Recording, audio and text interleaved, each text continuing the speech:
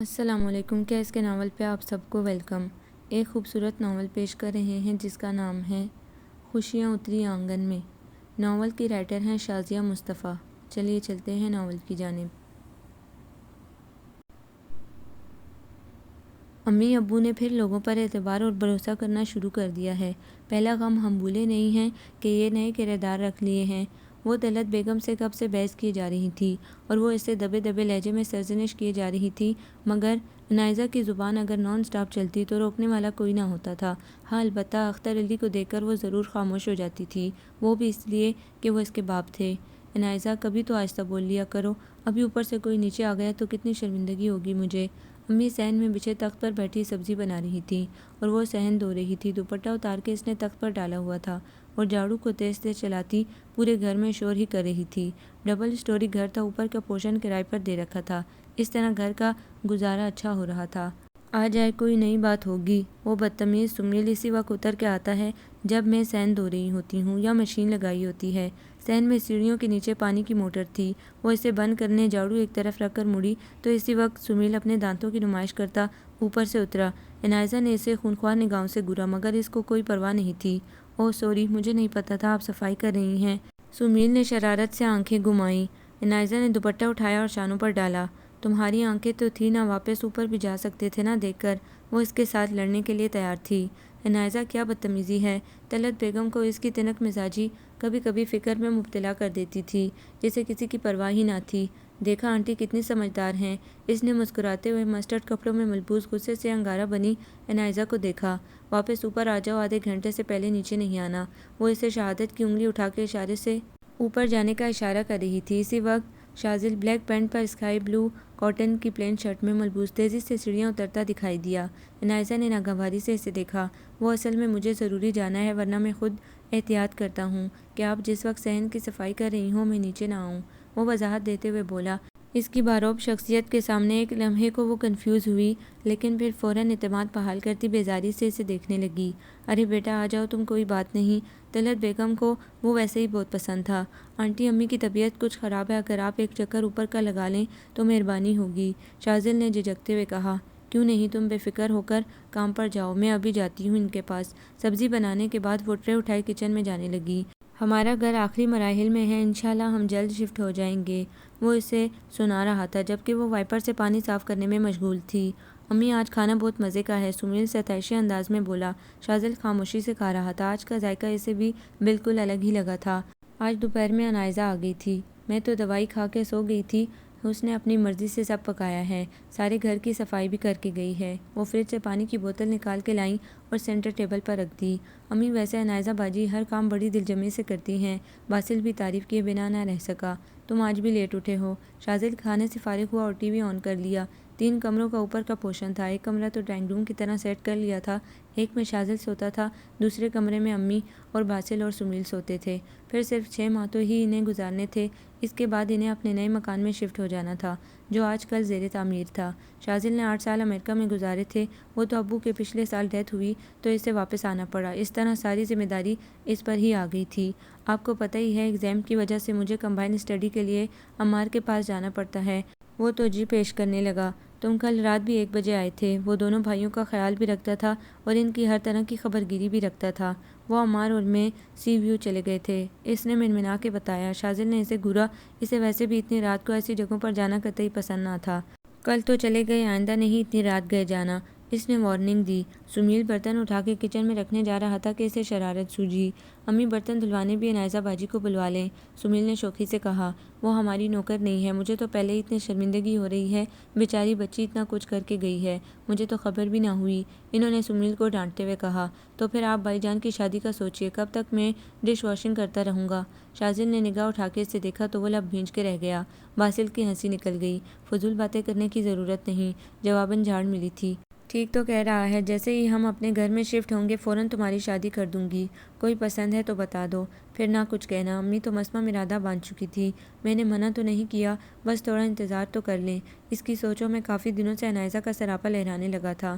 وہ صاف گو اور تنک مزاج لڑکی اس کے دل کو اچانک ہی بھا گئی تھی، وہ خود حیران تھا۔ بھائی میرے ٹیوشن کا بھی مسئلہ ہے، سمیل کچن سے نکل کر بولا۔ میں نے عنائزہ سے کہا ہے وہ پڑھا دیا کرے گی، مگر خبردار جو تم نے اسے تنگ کیا تو، امی نے کہا۔ واقعی وہ راضی ہو گئی ہیں، اسے یقین نہ آیا۔ امی فیس ضرور پوچھ لیجیے گا، شاذل نے یاد دلانا ضروری سمجھا۔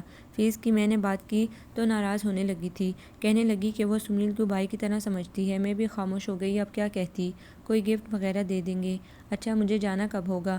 سمیل تو سن کے ہی خوش ہو گیا کہ وہ پڑھانے کو تو راضی ہوئی، کہہ رہی تھی 5 بجے سے 7 بجے تک پڑھائے گی، تم پابندی سے کل سے چلے جانا۔ وہ تنبیہ کرنے لگی۔ امی تو وہ اس سے اتنا خار کھاتی ہیں، پڑھانے پر کیسے راضی ہو گئی ہیں؟ باسل کو تو حیرانگی ہوئی، وہ اکثر ان کے آنے جانے پر چڑھتی تھی اور اکثر دونوں کو جھاڑ بھی دیتی تھی۔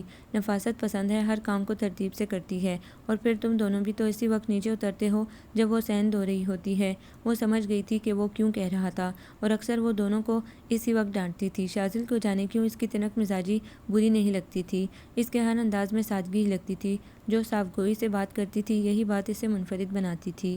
افتخار کے تینوں بیٹے بہت عزت کرتے ہیں میری، اور دیکھو شاذل نے کیسے ساری ذمہ داری اٹھا لی ہے۔ اختر علی کو اپنے مرحوم دوست کے تینوں بیٹوں کو دیکھ کر رشک آتا تھا، کیونکہ اللہ نے انہیں اولاد نرینہ تو نہ دی تھی، مگر وہ اپنی چاروں بیٹیوں سے بہت محبت کرتے تھے۔ آج افتخار زندہ ہوتا تو کتنا خوش ہوتا کہ اس کا بیٹا کیسا ذمہ دار ہو گیا ہے۔ عنائزہ ان کے لہجے کی محرومی بھی نوٹ کر رہی تھی اور محسوس بھی کر رہی تھی۔ ابو میں کیا آپ کی بیٹے سے کم ہوں؟ دیکھیے گا ساری ذمہ داری میں اٹھاؤں گی، اور کبھی بھی آپ کو اور امی کو تنہا نہیں چھوڑوں گی، اس نے لاڈ سے کہتے ہوئے ان کے شانے سے سر ٹکا دیا۔ جب سے اس کی منگنی ٹوٹی تھی، اس نے تہیہ کر لیا تھا کہ ساری زندگی ابو اور امی کا سہارا بن کے رہے گی۔ ابو نے اس کے سر پر پیار سے ہاتھ پھیرا۔ بیٹی باپ کے لیے ایک فرض ہوتی ہے، اور اسے ادا کرنا ضروری ہوتا ہے، کیونکہ یہ سنت رسول صلی اللہ علیہ وآلہ وسلم ہے۔ ابو آپ سے میں کہہ چکی ہوں مجھے شادی نہیں کرنی ہے۔ وہ تو ضد باندھے بیٹھی تھی۔ طلعت بیگم اس کی ضدی طبیعت سے نالاں تھی۔ زیادہ بک لگ کرنے کی ضرورت نہیں ہے، ہمیں ساری عمر کوئی گھر میں نہیں بٹھانا ہے۔ طلعت بیگم نے اندر آتے ہوئے اس کے خیالات خاصی ناگواری سے سنے اور اسے سرزنش کی۔ اگر میں شادی نہیں کروں گی تو دنیا کے کام نہیں رک جائیں گے، اور پھر میں کیا اپنی بہنوں کو دیکھتی نہیں ہوں کیسی پریشان رہتی ہیں؟ آپ ہی الگ بیٹیوں کے تانے سنتی ہیں کہ ان کے بیٹا کیوں نہیں ہے، اور فائزہ باجی ذرا خوشحال ہیں تو ان کی جیٹھانی صاحبہ نے جینا دوبار کیا ہوا ہے، 3 بچوں کے ساتھ ایک کمرے میں گزارا کر رہی ہیں، اور وہ ملیحہ اس کی ساس، انہیں تو ہدایت دے اللہ، اوپر سے اس کا شوہر فراز جانے کیوں اکڑ رہتا ہے۔ مجھے بھی انہی بکھیڑوں میں ڈالنا چاہتی ہیں۔ وہ تو نان سٹاپ شروع ہو گئی، اور وہ بھی اپنے ابو کے سامنے۔ طلعت بیگم نے تو سر ہی پیٹ لیا۔ کیسی زبان چل رہی ہے، دیکھ رہے ہیں آپ کا بھی لحاظ نہیں کر رہی، تم بھی تو شروع ہو جاتی ہو، پیار سے بھی سمجھایا جاتا ہے۔ انہوں نے اپنی بیٹیوں پر کبھی زبردستی کی ہی نہ تھی اور نہ قائل تھے۔ امی مجھے ہی ڈانٹتی ہیں، کبھی جو میری بات سمجھنے کی کوشش کی ہو۔ وہ اختر علی کی حمایت پاتے ہی افسردہ ہو گئی، اور کمرے سے نکل کر باہر برآمدے میں بچھے تخت پر بیٹھ گئی۔ آنکھوں میں ڈھیروں پانی تھا جو سو سو کر کے بہا رہی تھی۔ شاذل نے کسی کے رونے کی آواز سنی تو بے ساختہ ٹیرس سے نیچے دیکھا تو حیرت زدہ رہ گیا۔ ٹیوب لائٹ کی روشنی میں پورا صحن روشن تھا۔ وہ گلابی لون کے کپڑوں میں اپنے دراز بالوں کی چوٹی آگے کیے سو سو کر رہی تھی۔ امی آپ سن لیں، مجھے شادی نہیں کرنی ہے، کبھی بھی نہیں۔ جیسے ہی طلعت بیگم باہر آئیں، اس نے سر اٹھا کے چیخ کر کہا، ذرا آہستہ بولو، باپ کا خیال نہیں ہے تو اوپر والوں کا خیال کرو، جوان لڑکوں والا گھر ہے۔ وہ اسے سخت لہجے میں ڈانٹ رہی تھی، مگر اس پر تو جیسے کسی بات کا اثر ہی نہ ہوتا تھا۔ سنتے ہیں تو سن لے، مجھے کسی کی پرواہ نہیں، اور ہاں اگر اب کوئی میرے لیے پروپوزل آیا نہ اس کی خیر نہیں ہوگی۔ اسے میں بولتی پیر پٹکتی اندر چلی گئی۔ شاذل کے ہونٹوں پر مبہم سی مسکراہٹ دوڑ گئی، اس لمحے تو وہ اور پیاری لگی۔ السلام علیکم، سمیل نے زوردار فرشی سلام جھاڑا۔ وہ تخت پر پڑے کپڑوں کی تہہ لگا رہی تھی، صبح ہی مشین لگا کے سارے گھر کے کپڑے دھوئے تھے۔ وعلیکم السلام، آج ذرا سلیقے سے جواب دیا گیا، کیونکہ 2 دن سے وہ پڑھنے آ رہا تھا تو اس کو اندازہ ہوا وہ شرارتی ضرور تھا لیکن بدتمیز ہرگز نہیں۔ آج مجھے آپ سے میتھ سیکھنا ہے، کیونکہ کل ٹیسٹ ہے اور میری تیاری بالکل نہیں ہے۔ وہ چیئر گھسیٹ کے تخت کے قریب لے آیا۔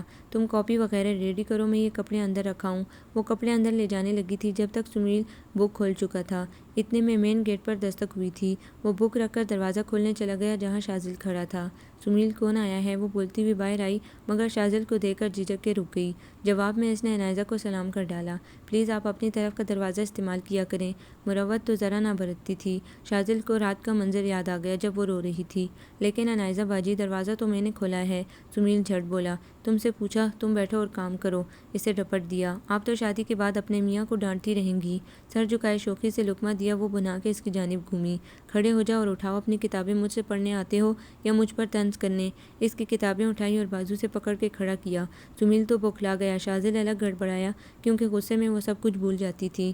محترمہ میں سوری کرتا ہوں اس کی طرف سے، پلیز اسے ایکسکیوز کر دیں۔ یہ کچھ بھی بکواس کرے گا، آپ سوری کرتے رہیں گے۔ وہ شاذل کی باروب شخصیت کے آگے بڑے پراعتماد اور نڈر انداز میں بولی کہ وہ خفیف سا ہوا۔ اگر حالات ایسے ہی ہیں تو کرنا تو پڑے گا۔ لہجہ معنی خیز تھا۔ حالات؟ کیسے حالات؟ وہ سمجھی نہیں۔ سمیل کی ہنسی چھوٹ گئی، جبکہ شاذل بڑی مشکل سے اپنی مسکراہٹ روکی۔ اگر وہ اس کی ہونک صورت کے سامنے نکل گئی تو وہ اسے بھی نہیں چھوڑے گی۔ جی میرا مطلب ہے کہ سمیل کچھ شرارتی ہے لیکن بدتمیز نہیں ہے، وہ آہستگی میں بولا۔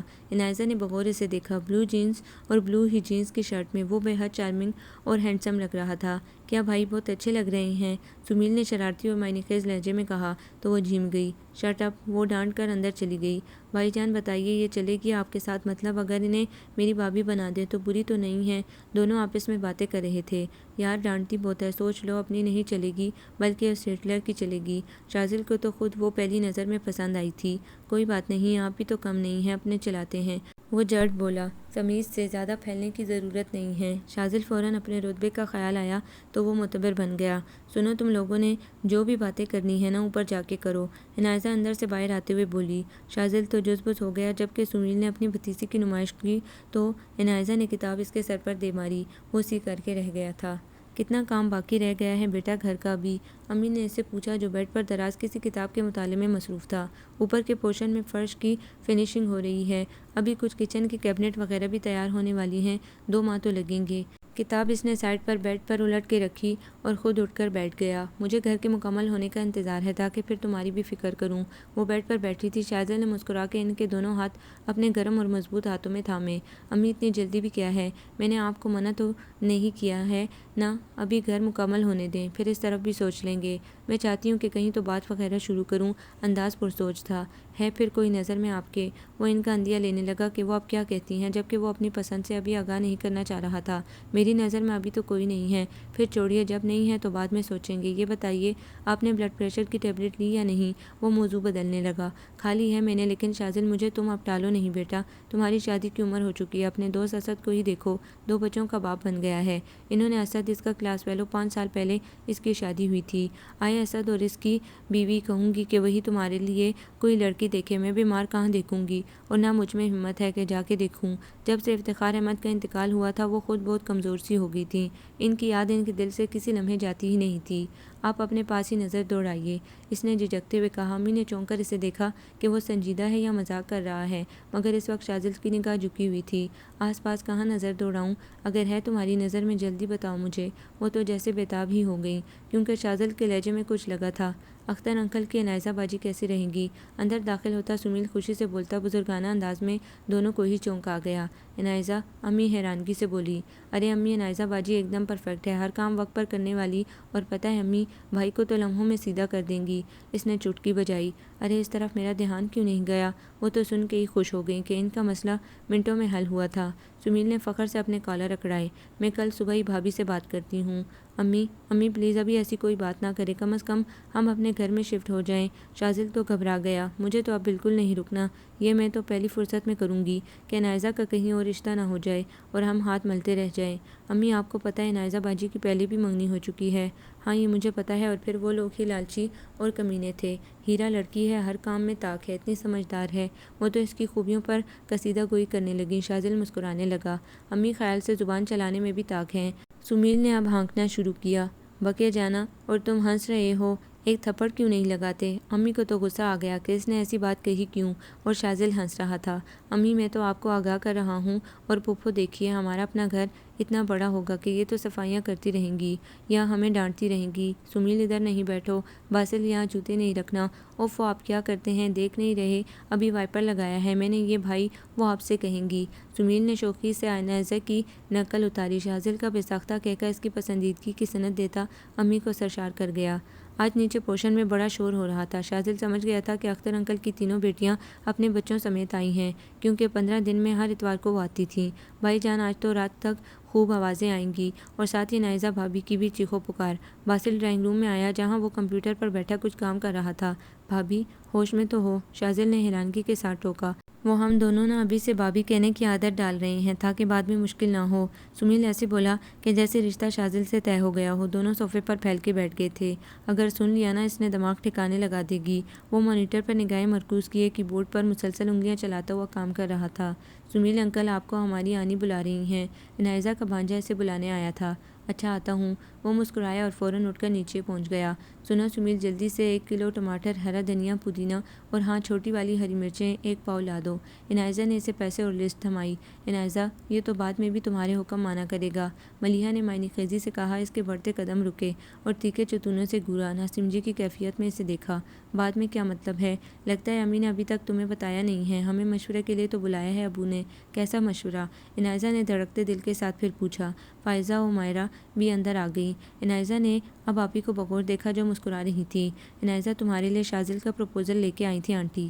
کیا پروپوزل؟ میں نے کہا بھی تھا امی سے مجھے شادی ہی نہیں کرنی۔ سن کے ہی وہ تو چراغ پا ہو گئی۔ مائرہ کی فرمائشی نگاہوں نے دیکھا اور اس کے زبردستی پکڑتے بیڈ پر بٹھایا۔ یہ بے وقوفوں والی باتیں تم پچھلے 2 سالوں سے کر رہی ہو۔ اب اتنا اچھا رشتہ ہے یہ شاذل کا، اور پھر سب سے بڑھ کر ابو کے دوست کا بیٹا پڑھا لکھا ہے، اچھا خاصا اپنا بزنس بھی ہے، اور کیا چاہیے؟ مائرہ باجی آپ بھول گئیں پچھلی بار بھی ابو نے دھوکہ کھایا تھا اپنے ایک دوست کے کہنے پر۔ میری منگنی کی تھی، یاد ہے آپ کو؟ وہ تلخی سے بولی، کیونکہ جب بھی وہ سب یاد آتا تو اسے غصہ ہی آتا، اور پھر منگنی ٹوٹنے کے بعد تو اس نے رشتہ داروں جبکہ اپنی بہنوں کے گھر تک جانا چھوڑا ہوا تھا، لوگوں کی طرح طرح کی باتوں کی وجہ سے۔ وہ تمہارے قابل ہی نہ تھا، مائرہ نے بھی سمجھایا۔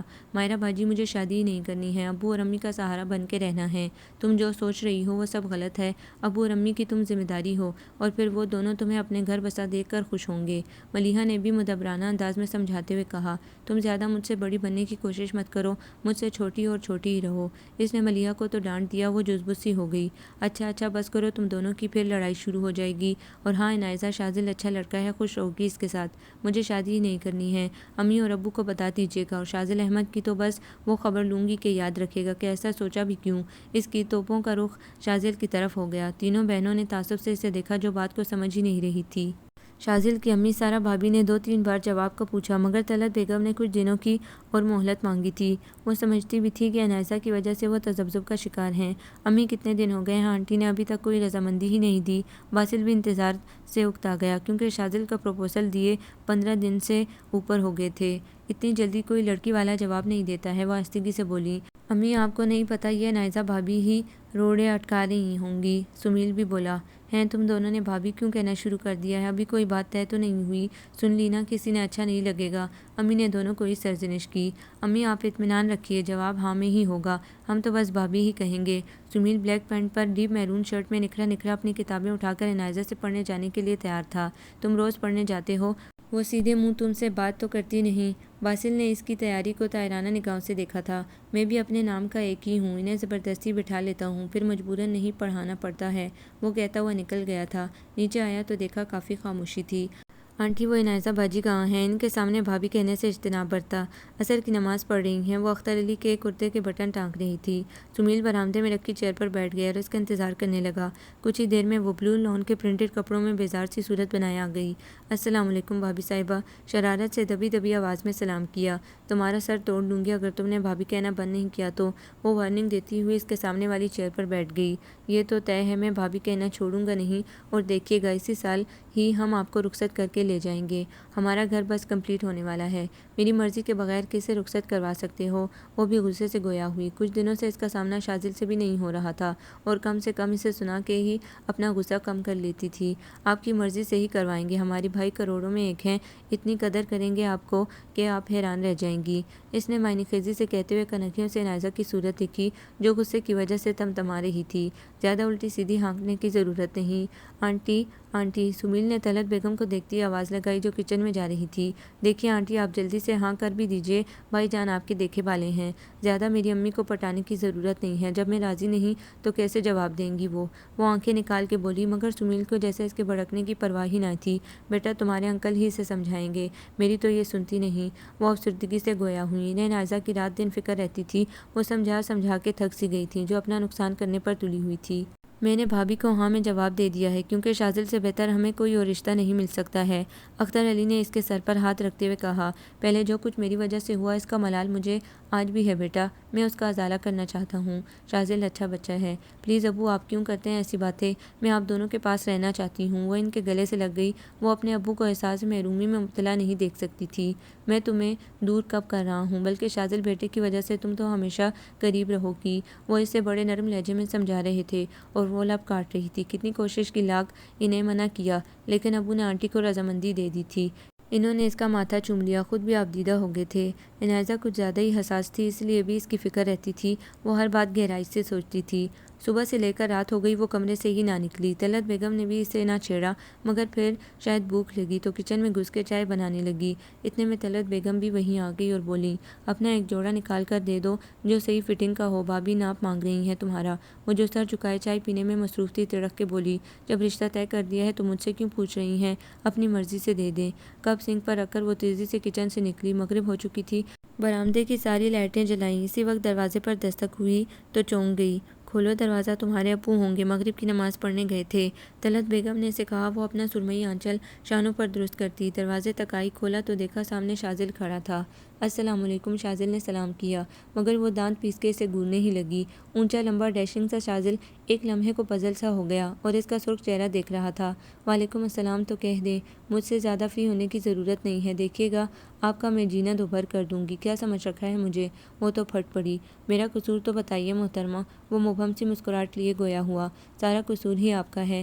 وہ چڑھ دوڑی، پھر اس کے پیچھے ابو کو کھڑے دیکھ کر گھبرا کر اندر چلی گئی۔ شازل الگ جھیم گیا۔ انہیں سلام و دعا کرنے کے بعد وہ تو اوپر چلا گیا، عنایزہ اندر بیٹھی کھولتی رہی۔ رات کو آنٹی اس کے کپڑوں کا ناپ بھی لے گئی تھیں۔ تینوں بہنیں بھی ہفتے کو آ گئی تھیں، ان کے بھی بازاروں کے چکر لگنے لگے تھے۔ عنایزہ میرے ساتھ کل پارلر چلنا۔ مائرہ نے اسے دیکھا جو قرآن پاک کی تلاوت کرنے کے بعد اسے جذبان میں رکھ رہی تھی۔ کیوں جاؤں؟ ازلی ہٹ درمی اٹھ کر آئی، ہر بات پر بحث مت کیا کرو، تم کل ظہر کی نماز کے بعد تیار ہو جانا۔ مائرہ نے سوچ لیا تھا کہ اب وہ اس کی ایک نہیں سنے گی، بلکہ ہر کام ڈانٹ کے اور زبردستی ہی کروائے گی، کیونکہ کسی اور کے تو قابو میں نہیں آتی تھی۔ سب کچھ اتنی تیزی سے ہوا تھا کہ عنایزہ بھی حیران تھی۔ شازل کی امی زبردست قسم کے بڑے اعلیٰ ڈریس نکاح پر لے کر آئی تھیں۔ رخصتی انہوں نے اپنے نئے مکان میں شفٹ ہونے کے بعد رکھی تھی۔ بھائی جان ایسا کچھ کریں کہ رخصتی آج ہی کروا لیں۔ سمیل کو کچھ زیادہ ہی بےتابی تھی، پھر دونوں بھائی خوش بھی بہت تھے کہ عنایزہ ان کی بھابھی بننے جا رہی تھی۔ کیا کچھ ایسا کروں؟ شازل آف وائٹ قمیص شلوار میں ملبوس بے حد ڈیسنٹ لگ رہا تھا۔ امی نے تو باقاعدہ اس کی نظر اتاری تھی۔ زیادہ بدتمیزی کرنے کی ضرورت نہیں ہے، ویسے ہی وہ بہت پریشان ہے۔ امی نے دونوں کو ہی سرزنش کی۔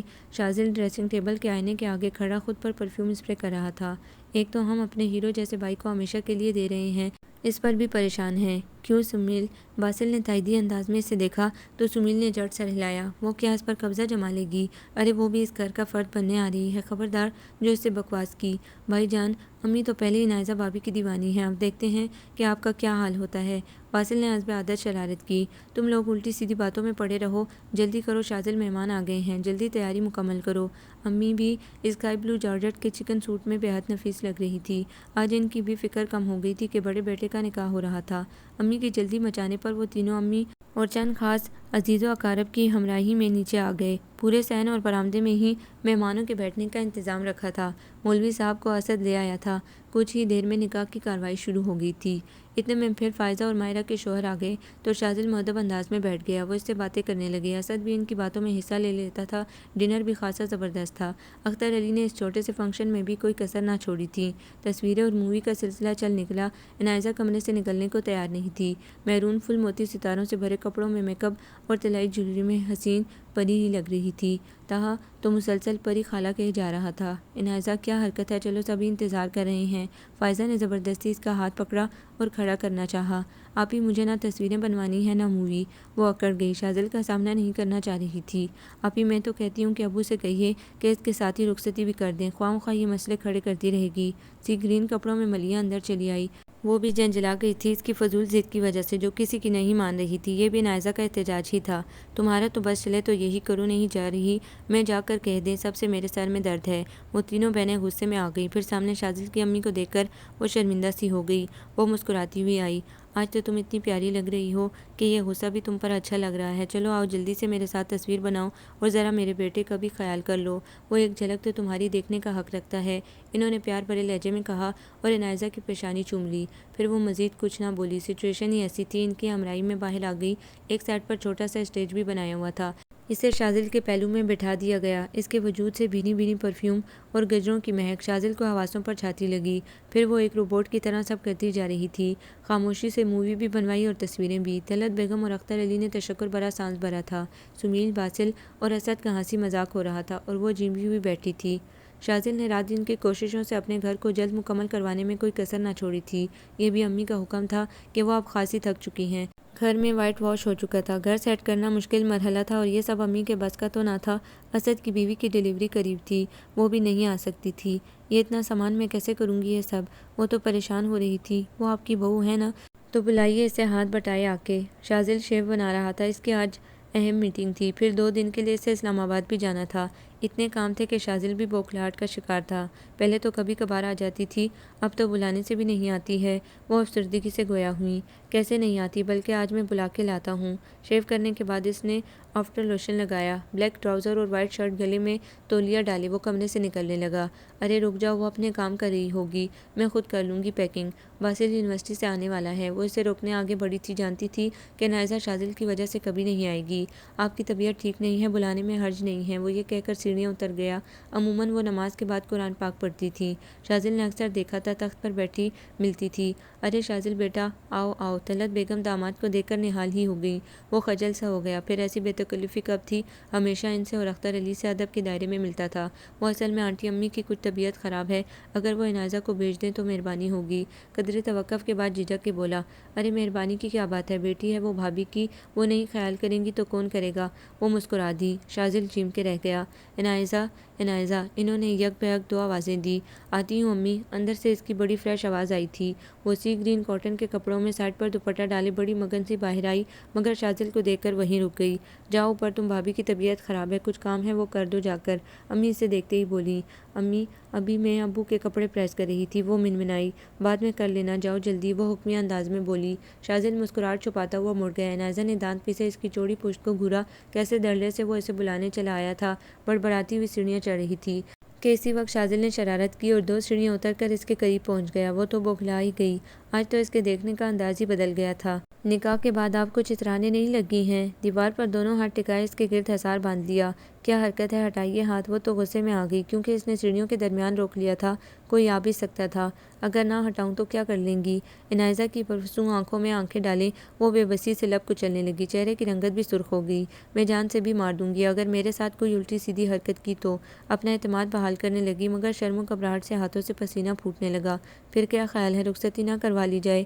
زیادہ آسانی رہے گی جان سے مارنے میں۔ معنی خیر سے لہجے میں بولا، بات سنیں، میں نے یہ نکاح صرف اپنے والدین کی خوشی کے لیے کیا ہے، ورنہ مجھے آپ سے کوئی دلچسپی نہیں۔ کوئی بات نہیں، ساتھ رہ کر ہو جائے گی، آزمائش شرط ہے۔ وہ اس کی طرف جھکنے ہی والا تھا کہ وہ اسے پیچھے دھکیلتی ہوئی نیچے واپس چلی گئی۔ بدتمیز لوفر، گھٹیا انسان، کیا سمجھ رکھا ہے مجھے کہ میں کوئی ایسی ویسی لڑکی ہوں؟ کمرے میں آ کے اتنا بڑبڑائی کہ ایک ایک چیز کو دل کر رہا تھا کہ تہس نہس کر دے۔ دیکھتی ہوں کیسے رخصتی کرواتے ہو، امریکہ میں کیا کیا کرتے ہوں گے۔ ذہن تو منفی سوچوں کے رخ پر چلا گیا تھا۔ ایک گرہ سی پڑ گئی تھی جو شاید اس کی آئندہ زندگی کے لیے بھی ٹھیک نہ ہو۔ ابو اور امی سے کہا تو وہ نہیں یقین کریں گے، بہنیں تو وہ پہلے ہی برا بھلا کہیں گی۔ اس کی سوچ پر بہت سوچ و بچار کے بعد اس نے ملیحہ سے مشورہ کیا، مگر جواب میں ملیحہ نے اسے خوب سنائی۔ میری زندگی کا معاملہ ہے، میں تو ضرور چیک کروں گی۔ آخر بعد میں مجھے پتہ چلا کہ وہ کہیں اور بھی چکر چلا چکے ہیں تو مجھے بہت غصہ آئے گا۔ سوچ لو ایسا نہ ہو کہ شاذل بھائی کو خبر ہو گئی، تمہیں الٹا انہیں منانا نہ پڑ جائے۔ وہ اسے آگہی بھی دینے لگی، مگر وہ عنائزہ ہی کیا جو ٹھان لیا اور سوچ لیا کر کے ہی چھوڑتی تھی۔ سو اس نے نئی سم خریدی تاکہ وہ شاذل کے موبائل پر کال کرے گی اور دیکھے گی کہ وہ کتنے پانی میں ہیں۔ عنائزہ ایک بار پھر سوچ لو، کیونکہ تم یہ بہت بڑی بے وقوفی ہوگی تمہاری، اور یہ بات بھی تم یاد رکھو، کبھی کبھی پرکھنے پر بہت اپنے بھی اپنے نہیں رہتے۔ یہ تو اور بھی اچھا ہے، میری جان تو چھوٹے گی کیونکہ مجھے شادی نہیں کرنی تھی۔ وہ موبائل میں سم لگا رہی تھی۔ یہ جو تم بغیر سوچے سمجھے بولتی ہو نا، مجھے غصہ آتا ہے۔ مجھے بھی اس وقت تم پر بہت غصہ آتا ہے جب تم اپنی قابلیت جھاڑتی ہو۔ یہ ذہن میں رکھا کرو کہ مجھ سے چھوٹی ہو۔ فوراً ہی اپنے بڑے ہونے کا رعب بھی جھاڑا۔ بنتی رہو بڑی، مگر کام بڑوں والے نہ کرنا۔ وہ بھی منہ بناتی ہوئی کمرے سے نکل گئی۔ عنایزہ بڑے آرام سے بیڈ پر دونوں پاؤں سمیٹ کر بیٹھ گئی اور شاذل کا نمبر ملایا۔ دل دھڑ دھڑ بھی کر رہا تھا، ہاتھ پیروں سے کپکپاہٹ بھی ظاہر ہو رہی تھی، مگر یہ اس کی زندگی کا معاملہ تھا۔ دوسری طرف سے ریسیو کر لی گئی کال۔ ہیلو شاذل احمد، گمبھیر اور سنجیدہ آواز پر اس کی آواز نہ نکل سکی۔ ہیلو ہیلو، جھنجھلاتی ہوئی آواز نے عنایزہ کو چونکا دیا۔ جی وہ مجھے صنوبر سے بات کرنے ہیں جلدی میں یہی سوجا۔ سوری، یہ کسی صنوبر کا نمبر نہیں ہے، لائن کٹ کر دی۔ فون پر کیسے خڑوس بنے ہوئے ہیں، نہ میں بھی کاٹ کا الو بنایا تو دیکھے گا۔ ایسے تو بدلہ لینے کی بھی ضد سوار تھی، جو حرکت شاذل نے کل سیڑھیوں پر کی تھی۔ پلیز پلیز لائن کٹ نہ کیجیے گا، نمبر بھی ملایا گیا تھا۔ دیکھیے مس، جب میں آپ کو بتا چکا ہوں کہ کوئی صنوبر نہیں ہوتی ہیں اس نمبر پر، بیزاری اور اکتاہٹ سے جواب دیا۔ وہ نہیں ہیں تو کیا ہوا، آپ تو ہیں نا، کیا بات نہیں کر سکتے ہیں؟ لہجے میں ترنگ سموئے سے اپنی آواز کے سیل میں جکڑنے کی کوشش کرنے لگی۔ میں اگر بات کر بھی لوں تو اس سے آپ کو کیا فائدہ ہوگا، کیا پتہ آگے چل کے ہو جائے۔ عنایزہ خاصے محتاط انداز میں بول رہی تھی تاکہ کسی انداز سے وہ پہچان ہی نہ لے۔ ایسا کیجیے، رات کو آپ مجھے کال کیجیے گا، ابھی تو میں اپنے آفس میں بزی ہوں۔ شاذل نے اس کی کھنکتی اور محتاط آواز کے باوجود پہچان لیا تھا۔ اس کے علاوہ ملیحہ نے شاذل کو سب بتا دیا تھا کہ وہ اسے چیک کرنا چاہ رہی ہے، سو وہ پہلے سے ہی اس کے فون کا منتظر تھا۔ ویسے آپ اپنا خوبصورت سا نام بتائیں گی؟ سویرا کہتے ہیں مجھے، کچھ اٹلا کے گویا ہوئی۔ اوکے سویرا جی، رات کی تنہائی میں باتیں ہوں گی، بائے۔ لائن کٹ کر دی تھی۔ عنایزہ نے مکہ فضا میں لہرا کے یاہو کا نعرہ ہلکی آواز میں لگایا تاکہ کسی کو آواز نہ چلی جائے، اور خوشی سے گنگناتے لیٹ گئی۔ رات کو جلدی کھانے وغیرہ سے فارغ ہونے کے بعد عشاء کی نماز بھی پڑھ لی تاکہ بے فکری اور اطمینان سے وہ بات کر سکے گی۔ امی اور ابو جلدی سونے کے عادی تھے، 11 بجے تک تو لازمی سو جاتے تھے۔ وہ اپنی بیڈ کی رائٹ سائڈ کی دراز سے موبائل نکالنے لگی، بیڈ کی بیک گراؤنڈ سے ٹیک لگا کے بیٹھ گئی۔ 12 تو بج ہی چکے تھے، نمبر پریس کر ہی چکی تھی وہ۔ دل کی دھک دھک جانے کیوں بڑھ جاتی تھی، شاذل کا سوچ کے ہی وہ خود حیران تھی کہ آخر اسے ہو کیا جاتا ہے۔ یس شاذل اسپیکنگ۔ اس کی گمبھیر آواز پر عنایزہ نے اپنے دڑ دڑ کرتے دل کی دھڑکنوں کو قابو کیا۔ السلام علیکم، کیسے ہیں؟ وعلیکم السلام، کیسا ہوں تو آپ کی اتنی پیاری مدبری آواز سننے کے بعد تو دل ٹھکانے پر ہی نہیں ہے۔ شاذل نے لہجے کو خمار آلود بنا لیا۔ جھوٹ اچھا بول دیتے ہیں، اس نے تمسخر اڑایا۔ جھوٹ تو میں بالکل بولتا ہوں، اور میرا خیال ہے کہ جو رشتہ جوڑا جائے تو خلوص نیت اور خلوص محبت سے جوڑا جائے۔ کس سے جوڑ رہے ہیں رشتہ؟ وہ ہنسی کے ساتھ گویا ہوئی۔ آپ سے جوڑ رہا ہوں سویرا جی۔ کھل کے آ گئی نا اصلیت، لڑکی کی آواز سنتے ہی پھسل گئے۔ دانت پیس کے سوچا، موبائل کو کان سے ہٹا کے اسے گورا جیسے وہ شاذل ہی ہو۔ ہاں تو سویرا جی، کیا خیال ہے، رشتہ بنائیں گی میرے ساتھ؟ کیسا رشتہ؟ وہ گڑبڑائی بھی کہ جانے کون سے رشتے کی بات کرے گا۔ ظاہری سی بات ہے دوستی کا، کیونکہ کہتے ہیں دوستی کے بعد ہی آگے بڑھا جاتا ہے، ورنہ دوستی کے بغیر تو کوئی بھی کام نہیں ہو سکتا۔ شاذل معنی خیزی سے بولا، وہ بھی اپنی ہنسی ضبط کر رہا تھا۔ اچھا پہلے تو آپ یہ بتائیے کہ کیا کرتی ہیں؟ کال میں نے کی ہے یا آپ نے؟ تڑک کے بولی۔ آپ نے کی ہے، وہ ہنسا۔ پھر میں پوچھوں گی کہ آپ کیا کرتے ہیں؟ میں، چلیے اپنا تعارف خود ہی کرواتا ہوں۔ شاذل احمد نام ہے، والد صاحب پچھلے سال وفات پا چکے ہیں اور چھوٹے 2 بھائی ہیں، اور میری امی ہیں۔ آج کل ہمارا گھر بن رہا ہے، بلکہ بن چکا ہے، شفٹ ہونے والے ہیں۔ میرا نکاح ہو چکا ہے گزشتہ 1 ماہ پہلے۔ اس نے ایک بھی جھوٹ نہ بولا اور سب سچ ہی بتایا تھا۔ کیا نکاح ہو چکا ہے، پھر بھی آپ مجھ سے بات کر رہے ہیں؟ عنایزہ حیرت سے بولی۔ کیوں، اس میں اتنا چونکنے کی کیا بات ہے، آپ بھی تو کر رہی ہیں۔ وہ اس کا چونکنا سمجھ رہا تھا، لیکن میرا تو نہیں ہوا نکاح، روانی میں ہی نکل گیا۔ واہ امیزنگ، کہکا لگایا۔ پھر کہیے، کیا میں اپنا پروپوزل بھیج دوں سویرا جی؟ اسے چڑھانے لگا۔ شٹ اپ، آپ کو شرم نہیں آتی ایسی بات کرتے ہوئے؟ جو نکاح شدہ ہو کر مجھے پروپوز کر رہے ہیں؟ وہ غصے میں آ گئی۔ بالکل بھی نہیں، ایک نکاح کے بعد کیا دوسرا نکاح نہیں ہو سکتا؟ وہ جواباً بولا۔ مجھے نیند آ رہی ہے، میں سونے لگی ہوں اب۔ اسے اور کچھ نہ سوجا، فون بند کا بہانہ کر دیا۔ میری نیند اڑا کے آپ کیسے سو سکتی ہیں؟ وہ اس سے تنگ کرنے لگا۔ میں کل کروں گی آپ کو پھر کال۔ اس نے جان چھڑائی۔ محترمہ، میں کیسے دل کو سمجھاؤں؟ جی دماغ تو درست ہے آپ کا۔ وہ تو مشتعل ہو کر چیخنے لگی۔ آپ بہت فضول باتیں کرتے ہیں، مجھے آپ کی نیچر پتہ چل گئی ہے، اس لیے آئندہ میں آپ کو کبھی کال نہیں کروں گی۔ اس کا دل بے حد خراب ہوا، وہ بھی اور مردوں کی طرح نکلا۔ وہ لڑکی دیکھ کر اپنا ٹریک بدل لیتے ہیں، لیکن میں اب آپ کا پیچھا ساری زندگی چھوڑنے والا نہیں ہوں۔ ابتدا آپ نے کی ہے۔ وہ مضبوط اور اٹل لہجے میں اسے جتانے لگا تو عنایزہ بدحواس باختہ ہو کر لائن ہی کٹ کر دی۔ ایسا لگا کہ شاذل آس پاس ہی ہو۔ ان کا گھر مکمل ہو چکا تھا۔ شاذل نے ایک ہفتے کے اندر اندر ساری شفٹنگ مکمل کر لی تھی۔ کچھ مدد فائزہ، مائرہ اور ملیحہ نے آ کے کروا دی تھی۔ گھر بھی سیٹ ہو گیا تھا۔ اب شاذل کو اپنے بیڈ روم کے لیے فرنیچر پسند کرنا تھا۔ وہ چاہ رہا تھا کہ اگر عنایزہ اپنی پسند سے لے تو زیادہ اچھا ہے، مگر مسئلہ یہ تھا کہ عنایزہ اسے ڈائریکٹ نہیں کہہ سکتا تھا۔ ایسے میں ملیحہ ہی بہترین رازداں لگی۔ شاذل بھائی آپ بے فکر ہو جائیے، میں کچھ نہ کچھ کرتی ہوں، عنایزہ کو آپ کل پک کر لیجیے گا۔ ملیحہ وہ مان تو جائے گی نا؟ شاذل اس کی ضدی طبیعت سے بھی واقف تھا۔ کیوں نہیں مانیں گی؟ امی اور ابو سے کہوں گی تو دیکھیے گا، ابو کا کہا تو وہ ٹال ہی نہیں سکتی ہے۔ ملیحہ نے اسے اطمینان دلایا تھا۔ وہ مطمئن سا ہو کر شام کو گھر جلدی ہی چلا گیا تھا۔ امی مغرب کی نماز لاؤنج میں ہی پڑھ رہی تھی۔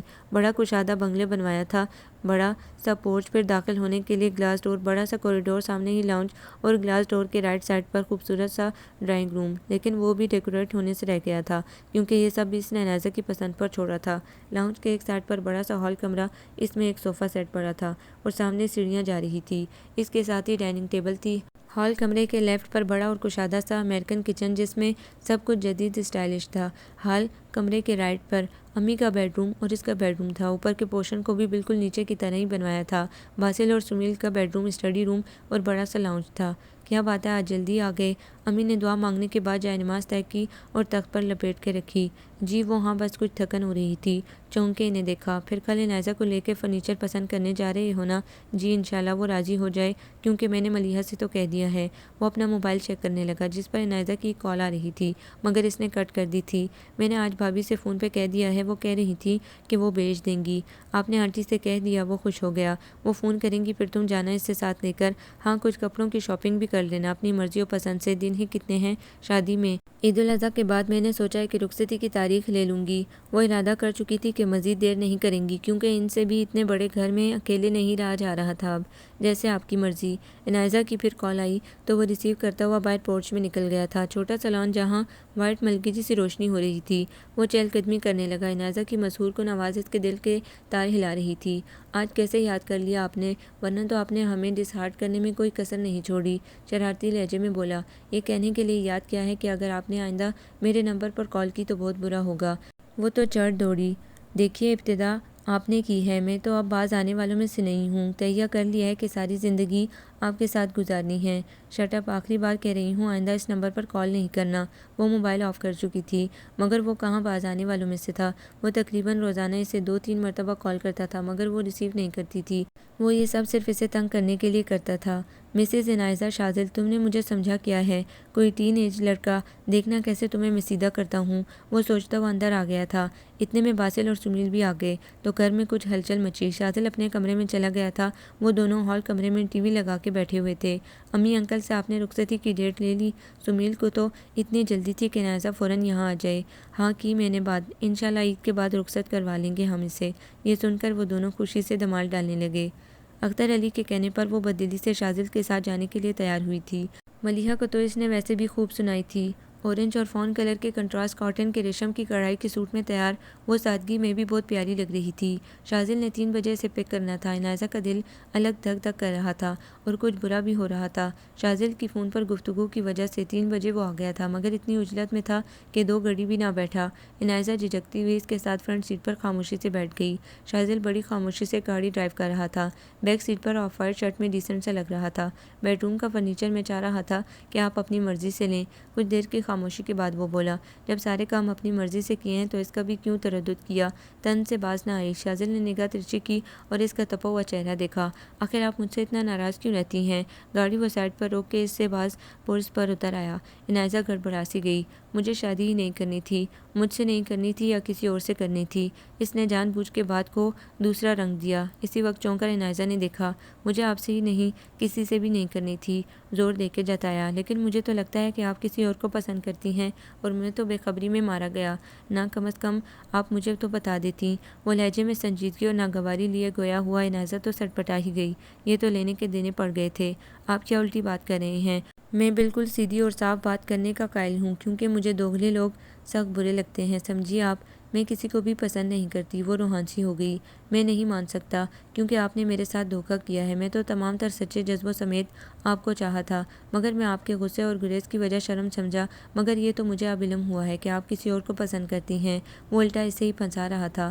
عنائزہ کے چہرے کے تو رنگ ہی اڑنے لگے کیونکہ وہ اتنا سنجیدہ اور غصے میں نظر آ رہا تھا کہ عنائزہ کی تو حالت خراب ہونے لگی۔ میں کسی کو بھی پسند نہیں کرتی ہوں، میں سچ کہہ رہی ہوں۔ اب آپ چاہے کتنے سچ بولتی رہیں لیکن مجھے آپ کی کسی بھی بات پر یقین نہیں ہے اور نہ آئے گا۔ گاڑی اس نے پھر سے اسٹارٹ کی۔ مجھے گھر چھوڑ دے، نہیں جانا مجھے آپ کے ساتھ کہیں بھی۔ میں پاگل نہیں ہوں اور نہ ہی بے وقوف ہوں کہ ہر بات آپ کی مانوں۔ جس کام کے لیے آپ کو لایا ہوں وہ تو کرنا ہی ہے نا، معنی خیزی سے سخت لہجے میں بولا۔ مجھے کوئی شوق نہیں ہے آپ کے ساتھ شاپنگ کرنے کا، سنا آپ نے؟ شاذل نے بس ایک اچرتی نگاہ عنائزہ کے غصے سے تنے ہوئے چہرے پر ڈالی۔ اسے ترس بھی آیا مگر وہ کچھ تو سبق دینا ہی چاہتا تھا جو اس کے سچے اور محبت بھرے دل کو نظر انداز کر رہی تھی۔ میری امی کو تو آپ نے اپنی چالاکی سے پھنسا لیا ہے۔ ان کا آرڈر ہے کہ ساری گھر کی تزئین و آرائش ان کی بہو کی پسند سے ہو۔ بس بہت ہو گئی ہے، کتنی میری تصحیح کریں گے؟ آپ کو اختیارات مل گئے جب ہی رشتے کا فائدہ اٹھا رہے ہیں، برائی ہوئی آواز نکلی۔ اب دیکھیے کہ آگے آگے میں اس رشتے کا اور کتنا فائدہ اٹھاتا ہوں۔ مسز شاذل احمد، اس کے ایک ایک لفظ میں استحقاق کو روپ تھا۔ عنائزہ نے لب بھینچ لیے جیسے کچھ نہ بولنے کی قسم کھائی تھی۔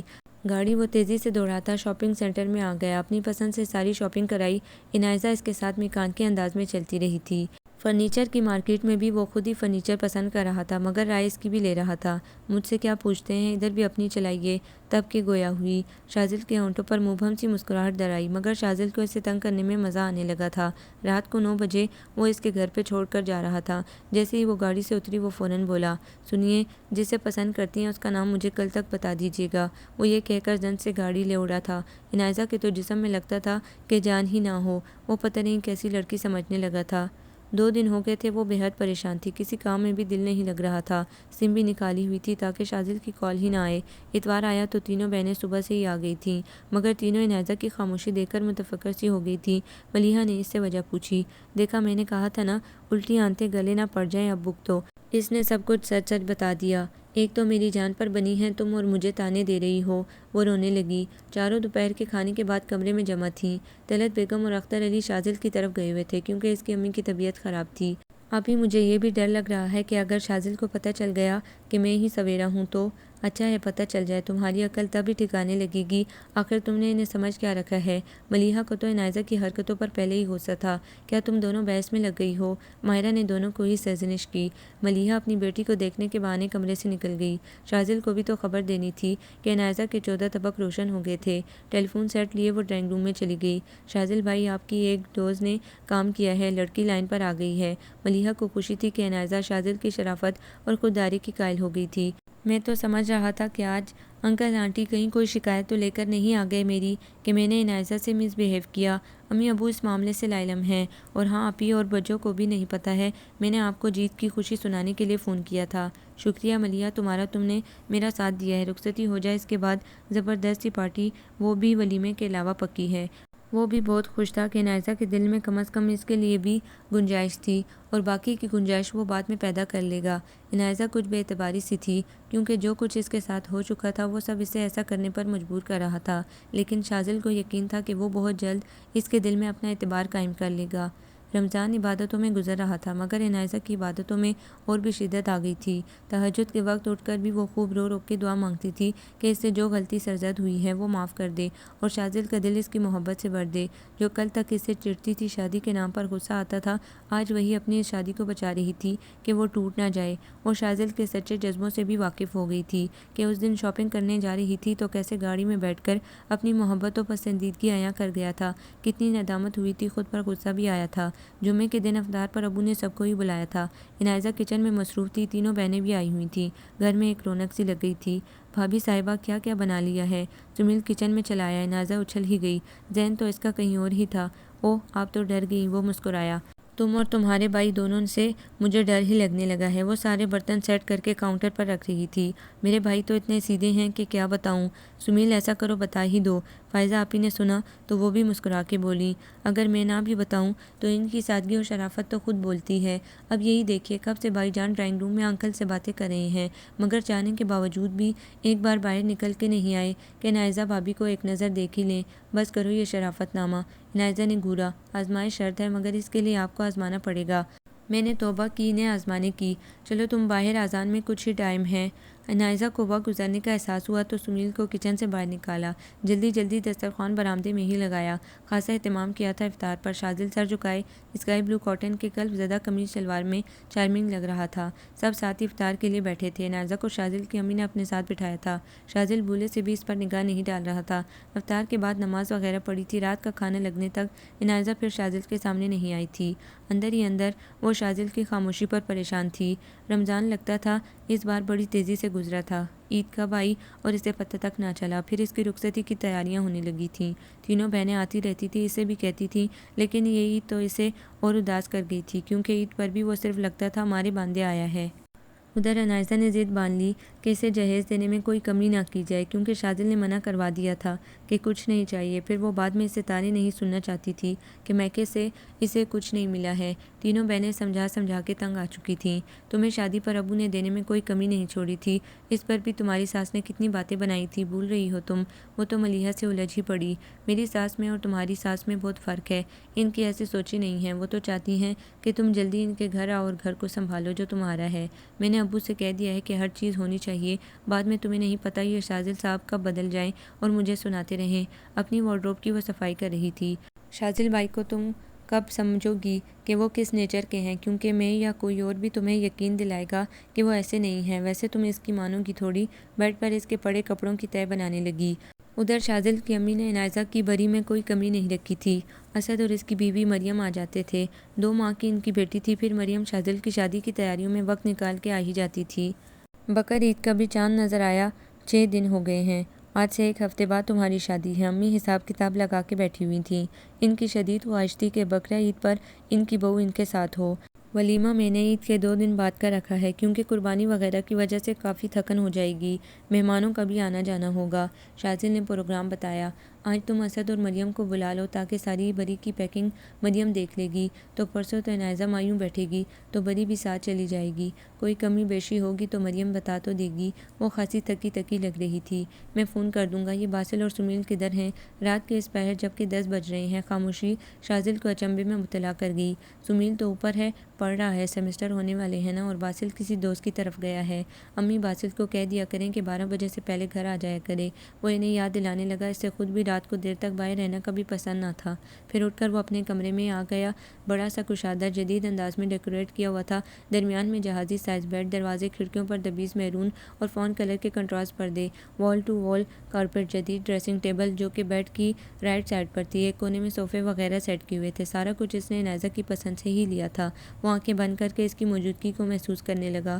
شادی میں 2 دن رہ گئے تھے۔ وہ مایوں کے زرد گھوٹا کناری کے سوٹ میں خود بھی روتی ہوئی سرسوں لگ رہی تھی۔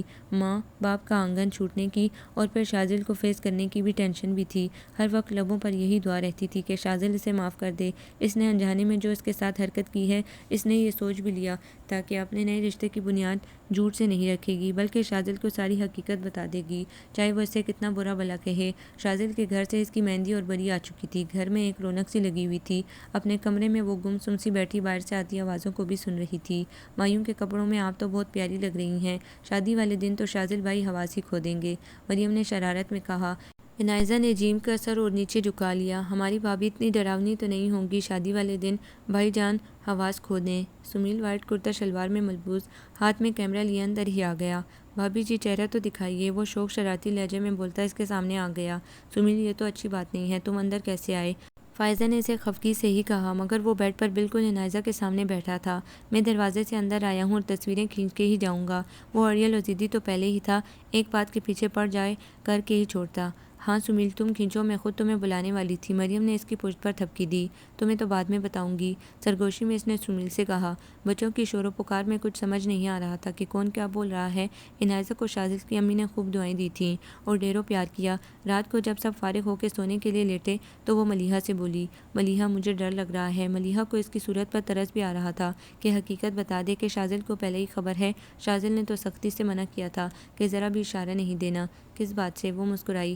تمہیں نہیں پتا؟ وہ باقاعدہ رونے والی ہو گئی۔ آپ ہی سے آپ ہی سمجھائیے۔ ملیحہ اکتا کر اندر آئی، فائزہ نے کہا جو کچن سمیٹ کے اندر آئی تھی۔ پہلے سے پریشان ہونے کی ضرورت نہیں ہے، کچھ نہیں ہوگا، شاذل سمجھدار ہے، خدا را اب وہاں جا کے کوئی بیوقوفی نہیں کرنا، ملیحہ اسے مدبرانہ انداز میں سمجھایا۔ وہ سر جھکائے سنتی رہی تھی۔ اور پھر جہاں اتنے پیار کرنے والے اور محبت کرنے والے لوگ ہوں تو کوئی فکر کی بات اور پریشانی کی بات ہی نہیں ہے۔ تم اپنا رویہ اچھا رکھنا، شاذل کا دل جیتنے کی کوشش کرنا۔ تم نے سمجھداری سے، حوصلے و ہمت سے کام لیا تو ایک کامیاب زندگی گزارو گی۔ پھر بھی ملیحہ، میں نے کتنی بڑی غلطی کی ہے، ندامت رہ رہ کے ہو رہی تھی۔ شاذل کے سچے جذبوں کی ناقدری کر رہی تھی۔ تمہیں اپنی غلطی کا احساس ہوا تو چلو یہ تو اچھی بات ہے، تم اب فکر نہ کرو اور اپنے آپ کو فریش رکھو۔ اسے گلے سے لگا لیا۔ ملیحہ جانتی تھی وہ بچپن سے ہی حساس تھی، ہر بات کو گہرائی سے محسوس کرتی تھی۔ بقر عید آ رہی تھی تو بازاروں میں بھی رونق بڑھ گئی تھی۔ شاذل نے بھی قربانی کے لیے گائے اور 2 بکرے لیے تھے۔ انہیں پورچ میں باندھا گیا تھا۔ باسل اور سمیل کی ذمہ داری تھی کہ انہیں چارہ وغیرہ وقت پر دیں۔ کیا ہے بھائی جان، اپنی شادی کے دوسرے دن لے آتے ان کو بھی۔ سمیل خاصا بنایا ہوا تھا کیونکہ مسلسل صفائی بھی اسے ہی کرنی پڑ رہی تھی۔ شادی کے تیسرے دن بقر عید ہے اور دوسرے دن تم لوگوں کو ہوش ہوگا کوئی۔ امی نے ڈائننگ ٹیبل پر کھانا لگانا شروع کر دیا تھا۔ مریم کو انہوں نے پہلے سے ہی رہنے بلا لیا تھا تاکہ کچھ ان کی مدد بھی کر سکے۔ یار شاذل، تم نے اپنی شادی عید کے قریب غلط رکھی ہے، اسد نے مسکراتے ہوئے کہا۔ وہ چیئر کھسکا کے بیٹھ رہا تھا، گرے قمری شلوار میں ہلکی بڑی ہوئی شیو اسے اور سوبر اور ڈیسنٹ بنا رہی تھی۔ اچھی بات ہے، 2 قربانیاں ہو رہی ہیں نا، ایک میری دوسری جانوروں کی، اس نے شوخی سے کہا۔ امی نے اس کے شانے پر ہاتھ مارا۔ خیر کا کلمہ نکالا کرو، ساتھ خیریت کہ تمہاری شادی ہو۔ دیکھو بارات زیادہ لیٹ نہیں کرنی، وقت پر پہنچنا ہے تمہیں تاکہ جلدی فارغ ہو جائیں۔ امی نے سب کو ہی یاد دلایا۔ ہم تو جلدی تیار ہو جائیں گے، بھائی جان کی تیاریاں کچھ خاص قسم کی ہوں گی، ان سے ہی کہیے۔ باسل کو شرارت سوجی تھی، سبھی مسکرا دیے۔ مہمانوں کو بھی جلد آنے کی تاکید کی تھی۔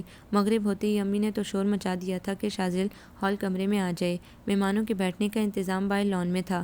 شاذل آف وائٹ شیروانی میں شہزادہ ہی لگ رہا تھا۔ باسل اور سمیل نے لپک کے اسے گلے لگایا تھا۔ امی نے جھٹ نظر اتاری تھی۔ بارات 10 بجے تک میرج گارڈن روانہ ہو گئی تھی۔ بارات کا استقبال اختر علی نے پرتپاک انداز میں کیا تھا۔ عنائزہ ڈیپ ریڈ کلر کے لہنگے میں طلائی جویلری اور میک اپ میں بڑی خوبصورت لگ رہی تھی۔ شاذل کی نگاہوں نے اس کی ملکوتی حسن کا ایک نظر دیکھا۔ اس کی آج چب ہی نرالی تھی۔ اس کے وجود سے گجرے اور پرفیوم کی بھینی بھینی مسحور کن مہک شاذل پر عجیب سرور طاری کر رہی تھی۔ پورا وقت وہ اسی کے اثار میں رہا۔ مووی، تصویر، ڈنر، سب سے فارغ ہونے کے بعد رخصتی کا شور ہوا تھا۔ عنائزہ کو لگ رہا تھا کہ وہ آج مکمل طور پر کسی اور کی ہو گئی ہے۔ دل کی دھڑکنوں کا شور کانوں میں گونج رہا تھا۔ ماں باپ اور بہنوں کی دعاؤں کے سائے تلے وہ رخصت ہو کر شاذل کے گھر آ گئی۔ اسے ہال کمرے میں بڑے صوفے پر بٹھا دیا تھا۔ ایک نگاہ ترچھی کر کے گھر ضرور دیکھا جو اتنا خوبصورت تھا کہ عنائزہ کو خود پر رشک ہی آیا کہ وہ اس گھر کی فرد ہے اب۔ یار سمیل، گائے اور بکرے شور کر رہے ہیں، انہیں چارہ وغیرہ دیا؟ اسد کو کب سے ان کی آوازیں آ رہی تھی۔ وہ بھابھی کے گھر آنے کی خوشی میں شور کر رہے ہیں، باسل نے کہہ کر لگایا۔ امی بھی ہنسنے لگی جبکہ شاذل مہمانوں کو رخصت کر کے گلاس ڈور کے اندر آ چکا تھا۔ عنائزہ سر جھکائے بیٹھی تھی۔ باسل، جانوروں کو پانی پلاؤ اور چارہ وغیرہ ڈالو، کچھ بھی نہیں ہے، شاذل نے فوراً یاد دلایا۔ سامنے ان کی دلہن بیٹھی ہے، انہیں گائے بکروں کی فکر ہے، باسل نے بے ساختگی سے کہا۔ شاذل جھیم گیا اور باسل کے سر پر چپت لگائی۔ اسد نے ٹائم دیکھا، 2 بج گئے تھے۔ مریم عنائزہ کو لے کر کمرے میں جا رہی تھی۔ باسل اور سمیل پورچ چلے گئے تھے۔ امی کو عشاء کی نماز اور شکرانے کے نوافل بھی ادا کرنے تھے، سو وہ بھی شاذل کو کمرے میں جانے کا کہتی اٹھ گئیں اور اسد کو بھی تائید کی وہ لوگ بھی اپنے اپنے کمروں میں جا کر آرام کریں۔ وہ کمرے کا جائزہ لے رہی تھی، درمیان میں بیٹھا اس پر اصلی پھولوں سے سجی سیج، ڈریسنگ ٹیبل میں اس کا عکس نمایاں ہو رہا تھا۔ دروازے کے رائٹ سائڈ پر واش روم تھا، بیڈ کی لیفٹ پر بڑی بڑی گلاس ونڈو جس پر 20 پردے پڑے تھے۔ کمرے میں نومبر کا پہلا ہفتہ تھا، موسم کافی اچھا ہو گیا تھا۔ اسی وقت شاذل ایزی سے قمری شلوار میں ملبوس بھاری قدموں سے اندر آیا۔ عنائزہ نے جھٹ نگاہ جھکا لی مگر دل کی دھک دھک ادھم مچا رہی تھی۔ السلام علیکم، شوق سا انداز تھا۔ عنائزہ نے سر ہلا کے جواب دیا مگر نگاہ اٹھانے کی تاب ہی نہ تھی۔ کہیے کمرے کی سیٹنگ پسند آئی یا نہیں؟ وہ بیڈ کے قریب ہی آ گیا۔ سب کچھ ٹھیک ہے، بلکہ بہت اچھا ہے، وہ سر جھکائے بس اتنا ہی بولی۔ شاذل کی نگاہ تو اس کی حنائی مخروطی ہاتھوں پر ٹک گئی تھی، پھر نگاہ نے کچھ اور سفر کیا تو چہرے پر اس بلا کی معصومیت نظر آئی کہ وہ اس کے پہلو میں ہی نیم دراز ہو گیا۔ عنائزہ لب بھینچ کے رہ گئی۔ آپ نے ابھی تک نگاہ تک تو اٹھائی نہیں ہے، سب کچھ ٹھیک کہاں سے ہو گیا اور اچھا کہاں سے لگ رہا ہے؟ وہ مسکرایا۔ مجھے آپ سے کچھ کہنا ہے، ڈرتے ڈرتے وہ گویا ہوئی۔ شاذل کی بات اس نے نظر انداز ہی کر دی تھی۔ مجھے پتا ہے کیا کہنا چاہتی ہو تم۔ فوراً ہی ٹریک بدلا۔ عنائزہ نے چونک کر دیکھا کہ وہ سنجیدہ ہے یا مذاق کر رہا تھا۔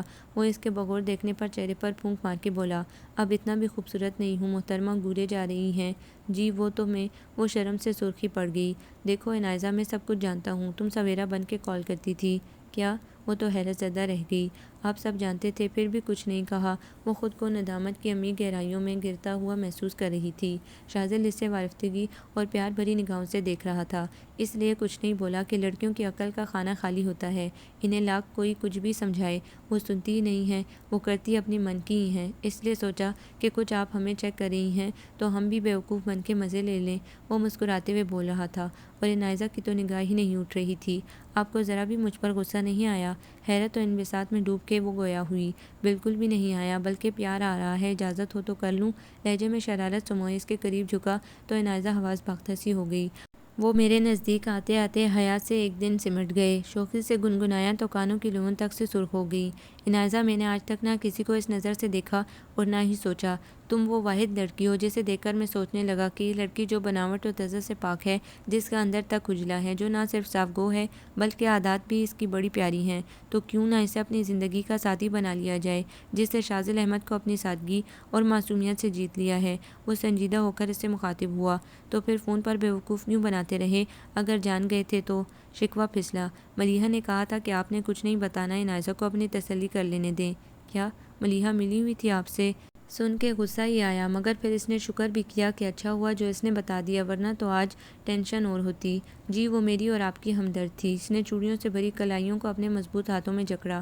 اب ساری باتیں اور شکایتیں ختم کرو اور جلدی سے محبت کا اقرار کرو۔ جی۔ وہ تو اچھل ہی گئی، حیرانگی سے آنکھیں پھیل گئیں۔ جی جناب، اب باری آپ کی ہے۔ وہ ہنسا تو انائزہ نے خفگی سے گھورا، جس پر شوخیاں سوار ہو رہی تھیں، اور وہ اطمینان سے مسکرا دی۔ اگلے دن انائزہ کو تینوں بہنیں لینے آئی تھی۔ ولیمہ ان کا بقرہ عید کے تیسرے دن تھا، اس لیے سب اطمینان سے بھی تھے۔ رات کو شاذل اسے واپس گھر لینے آیا۔ پرپل کپڑوں میں وہ سجی سنوری سیدھی شاذل کے دل کے تاروں کو ہلا گئی تھی۔ دوسرے دن عید تھی۔ انائزہ کو سب کچھ نیا اور کتنا اچھا لگ رہا تھا۔ اگلی صبح اٹھتے ہی اس نے کچن سنبھال لیا تھا۔ امی نے منع بھی کیا تھا، آنٹی اب یہ سب میری ذمہ داری ہے۔ اس نے امی کو شانوں سے پکڑا اور باہر ہال کمرے میں لا کر بٹھا دیا تھا۔ شوکنگ پنک کپڑوں میں وہ خاصی دلکش لگ رہی تھی۔ امی کی بلائیں لیتے نگاہ نہیں تھک رہی تھی۔ کل ہی تم رخصت ہو کر آئی ہو، ولیمہ بھی نہیں ہوا ہے۔ وہ شرمندہ ہونے لگی تھی کہ انائزہ کو کام کرنا پڑ رہا تھا۔ کوئی بات نہیں، ہوتا رہے گا، آپ بس یہ کریں کہ دیکھیے کہ قربانی ہو گئی ہے تو میں سالن وغیرہ بنانے کی تیاری کروں۔ وہ کیبنٹ کھول کر سارے مسالوں کے ڈبے باہر نکال کر کاؤنٹر پر رکھنے لگی تھی۔ جب اسے سب سنبھالنا ہے تو آج ہی سے ابتدا کیوں نہ کر دے؟ آقا، آج تو ہماری بھابھی کے تصرف میں آ گیا ہے، کچن ضرور، مزیدار سا کچھ کھانے کو ملے گا۔ سمیل گوشت وغیرہ لے کر اندر آیا تھا۔ وہ اس کی طرف دیکھ کر مسکرا پڑی اور اس کی فرمائشیں نوٹ کرنے لگی۔ تھوڑی دیر تک گھر سے امی، ابو اور تینوں بہنیں اپنے اپنے شوہروں سمیت آ گئے تھے۔ ایک رونق ہی لگ گئی تھی۔ پورا دن باسل اور سمیل نے گوشت بانٹنے میں گزارا تھا۔ رات کو 10 بجے جا کے سب کو کچھ فراغت ملی۔ بارش ہو جانے کی وجہ سے موسم بھی سرد ہو گیا تھا، لیکن عید کی وجہ سے ابھی کچھ باہر گہما گہمی ہی تھی۔ میری بہو کا ابھی ولیمہ بھی نہیں ہوا ہے، اس سے کام کرنا پڑ گیا۔ امی کو شرمندگی سی ہونے لگی، مگر انائزہ نے مسکرا کے ان کے شانوں پر ہاتھ رکھا کہ اس کتاب میں لکھا ہے کہ ولیمے سے پہلے دلہن کچن نہیں سنبھال سکتی ہے۔ شاذل نے اس کے پراعتماد اور چمکتے چہرے کو محبت بھری نگاہوں سے دیکھا، جو کتنی مطمئن ہو گئی تھی اس کی ہمراہی میں کہ اس نے یہاں کی ہر چیز کو ابھی سے سمجھنا شروع کر دیا تھا، نئی دلہنوں کی طرح کوئی ناز نخرہ نہ دکھایا تھا۔ آپ کی شادی اور عید منفرد ہی رہے گی، سمیل نے شوقی سے کہا، کیونکہ ہماری بھابھی ہیں ہی منفرد سی، باسل نے تائید کی۔ سب لوگ رات کے کھانے کے بعد چلے گئے تو انائزہ نے کچن سمیٹا۔ باسل اور سمیل سارا دن کے تھکے تھے، اپنے اپنے کمروں میں چلے گئے تھے۔ فارغ ہو کر وہ بھی اپنے کمرے میں چلی آئی۔ جس وقت کمرے میں آئی، شاذل منتظر نگاہوں سے بیڈ پر نیم دراز تھا۔ انائزہ پرپل کپڑوں میں اور لائٹ سے میک اپ میں تھکی تھکی بھی نظر آئی تھی۔ دونوں کی نگاہوں کا تصادم ہوا تھا۔ وہ آپ کے دوست اسد نہیں آئے؟ اور مریم بھابھی؟ اسے یاد آیا تو پوچھا، کمرے میں آتے ہی تم نے صرف یہی بات سوچی ہے؟ اس نے خفگی سے پوچھا کہ وہ تو کسی حسین جملے کا انتظار کر رہا تھا۔ نہیں، اور بھی سوچی تھی کہ آپ سو نہ گئے ہوں، معصومیت سے بولی۔ آج عید کا دن ہے اور گلے ملنے کا دن ہے۔ اس پر پھر شوخی سوار ہونے لگی۔ انائزہ تو بوکھلاہٹ کا شکار ہو گئی۔ پھر کیا ارادہ ہے؟ شاذل نے شرارت کی۔ وہ خاموشی سے اسے دیکھنے لگی۔ شاذل نے اس کے دونوں ہاتھ اپنے مضبوط ہاتھوں میں تھامے اور بولا، انائزہ، میری دعا ہے کہ ہم دونوں ہمیشہ ایک دوسرے کے ساتھ خوش رہیں اور میں تمہاری ہر خواہش پوری کروں۔ وہ ایک جذب سے بولا، میں آپ کو کبھی شکایت کا موقع نہیں دوں گی۔ وہ جواباً بولی، دینا بھی نہیں چاہیے۔